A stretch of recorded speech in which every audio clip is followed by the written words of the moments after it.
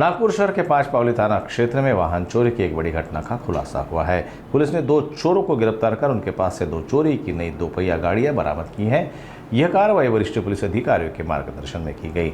फरियादी युवक 11 अप्रैल को अपने ससुर के काम से नागपुर के कामठी रोड पर 10 नंबर पुलिया क्षेत्र में आए थे। वे अपने ससुर की सफेद रंग की एक्टिवा लेकर शनिचरा बाजार सब्जियां खरीदने गए।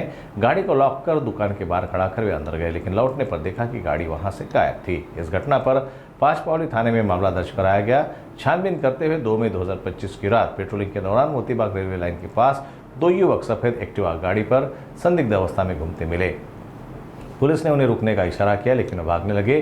पीछा कर दोनों को पकड़ा गया। उनके पास गाड़ी के कोई दस्तावेज नहीं थे और पूछताछ में उन्होंने वाहन चोरी की बात कबूल की।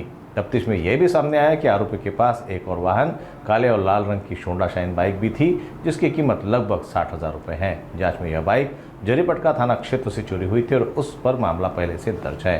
दोनों चोरी के वाहन पंचनामा के तहत बरामद किए गए हैं। आगे की जाँच पांच पावली पुलिस स्टेशन के पुलिस हवलदार इमरान शेख के नेतृत्व में जारी है।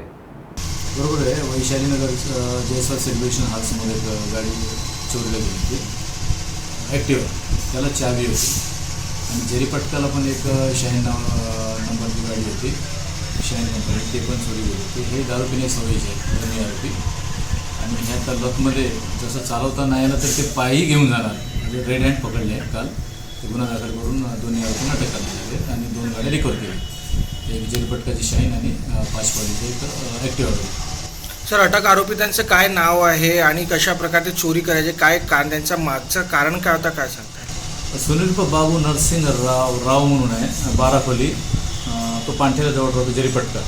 आणि मुकेश रुपा भुऱ्या जयपाल हा फुटपाथवर हिंडता फिरता कुठे राहतो, कारण तो पण जरीपटका एरियाचाच आहे। दोन्ही आरोपी दारूच्या नशे करणारे आहे, जो मोलमजुरी करतो आणि वेळ पडल्यास काय काही चाबी असेल पाहून घेतात, पार्किंगमध्ये आजूबाजूला तो घेऊन जातात। तर काल त्याच पद्धतीने रेड हँड सापडले चोरी करताना, त्याच्यामुळे दोन्ही आरोपी अटक आहे। यांचा काय पार्श्वभूमी रिपोर्ट समोर पार्श्वभूमी गुन्हेगारी पार्श्वभूमी नाही आहे, हे बोलतो हे लतखोर आहे, दारू पिण्याची सवयीचे, त्याच्यामुळे ही चोरी केलेली आहे।